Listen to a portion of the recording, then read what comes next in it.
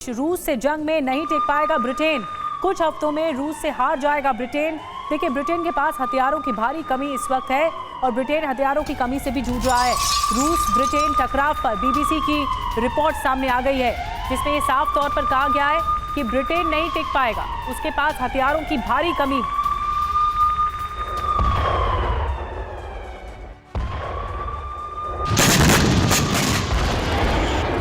Versus Britain युद्ध, कुछ हफ्तों की क्या जंग बाकी रह गई। देखिए, रिपोर्ट में दावा क्या है, रिपोर्ट का दावा बताते हैं कुछ हफ्ते ही टिक पाएगा लंदन। ब्रिटेन के पास हथियारों की भारी कमी है, बड़ी जंग के लिए ब्रिटेन तैयार नहीं है।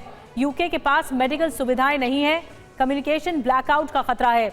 ये बीबीसी के हवाले से इस वक्त जो रिपोर्ट है उसके अकॉर्डिंग सामने आया है।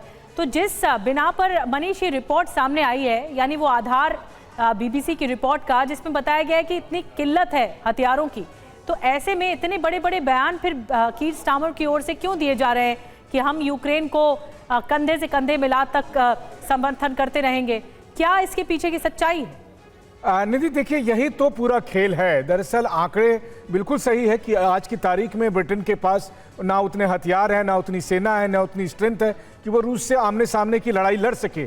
लेकिन फिर यही कहकर कि ब्रिटेन पर खतरा है, ब्रिटेन को रूस तबाह कर देगा, और तब फिर वॉर बजट तैयार किया जाता है। और युद्ध एक बड़ा धंधा है सरकारों के लिए, वॉर लॉबी के लिए, और ये बताते हुए कि देखो हमारे पास कुछ नहीं है, कुछ नहीं है, इसलिए अभी खाने पीने या स्वास्थ्य शिक्षा की बात मत करो। अभी जो भी पैसा बजट में सरकार के पास है, वो सारा पैसा सिर्फ और सिर्फ हथियार बनाने के काम लगाओ, युद्ध के में इस्तेमाल होने के काम लगाओ। तो ये बजट को डाइवर्ट करने के लिए इस तरह के नैरेटिव गढ़े जाते हैं, और उसमें ब्रिटेन हो, अमेरिका हो, ये और उनकी मीडिया दोनों एक साथ तालमेल बिठाकर चलती है कि अब रूस से लड़ना है तो सारा काम बंद करो, सारे पैसे सिर्फ और सिर्फ हथियार खरीदने के लिए इस्तेमाल करो। बड़ी बात आप बता रहे हैं मनीष, और ये अब देखना होगा कि रूस किस तरह से जवाब देता है।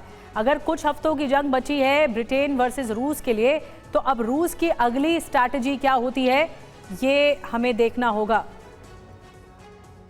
और यूक्रेन को यूरोप से हथियार तो मिल ही रहे हैं, यूक्रेन खुद भी नए हथियार प्रोडक्शन को तेज कर चुका है। आपको बता दें, यूक्रेन के पास अब 3 घातक मिसाइलें हैं, साथ ही बेहद कम खर्च में अब हल्के ड्रोन बनाए जा रहे हैं ताकि रूसी सेना पर ताबड़तोड़ वार किया जा सके, यूक्रेन को ज्यादा खर्च भी न उठाना पड़े। रिपोर्ट दिखाते हैं आप। अमेरिका और यूरोप के हथियारों से लड़ने वाला यूक्रेन अब काफी बदल चुका है।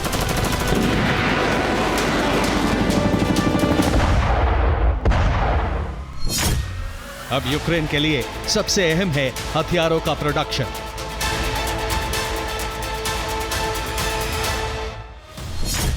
यही वजह है कि अब छोटे से बड़े लेवल पर हथियारों का प्रोडक्शन चल रहा है।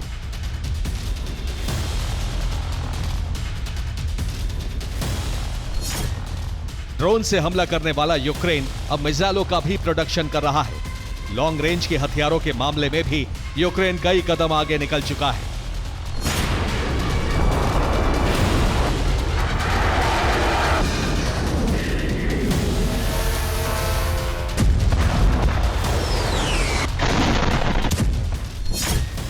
ज़ेलेंस्की ने माना कि रूस में हमलों से तबाही की एक वजह यूक्रेन की नई मिसाइल शक्ति भी है। ज़ेलेंस्की ने फिर दोहराया है कि यूक्रेन रूस में दूर तक हमला करने में सक्षम है। इस साल के अंत तक मिसाइलों का प्रोडक्शन और तेज होने वाला है।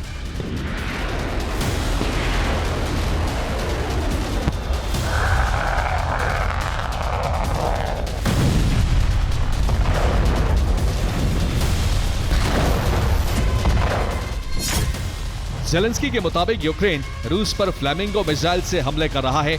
इसके अलावा नेपच्यून मिसाइल से हमले में भी कामयाबी मिल रही है। सैप्सन मिसाइल भी यूक्रेन की सेना को मिल चुकी है। मिसाइलों के दम पर ही यूक्रेन रूस में 1800 किलोमीटर दूर तक के टारगेट को तबाह कर रहा है।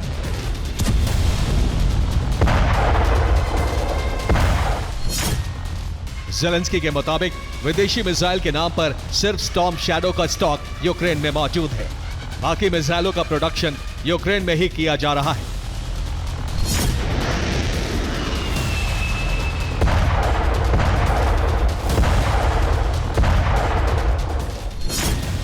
– 2026 में कई और मिसाइल यूक्रेन की सेना को हासिल हो सकती हैं।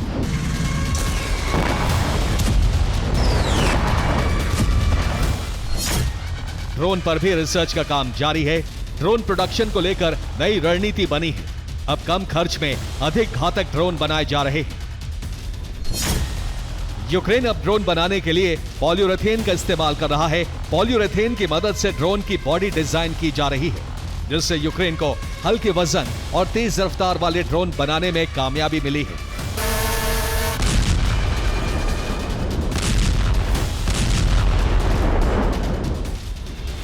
यूक्रेन का मकसद हमले के वक्त रूसी एयर डिफेंस को नाकाम करना होता है। इसके लिए यूक्रेन एक साथ 50 या 100 ड्रोन से हमले करता है। यही वजह है कि ड्रोन प्रोडक्शन पर होने वाले खर्च को कम किया गया है।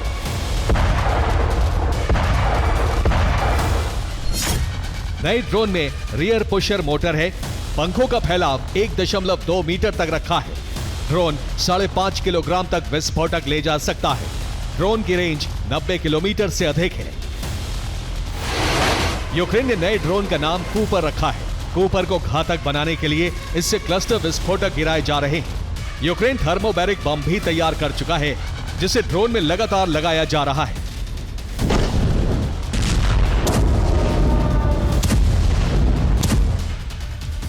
कूपर ड्रोन भले ही 90 किलोमीटर तक ही जा सकता है, लेकिन ये ड्रोन ज़ेपोरिज़िया और खेरसोन जैसे इलाकों के लिए बहुत घातक साबित हो रहा है। यूक्रेन इन्हीं ड्रोन से डोनेट्स्क में रूसी सैनिकों पर हमले कर रहा है।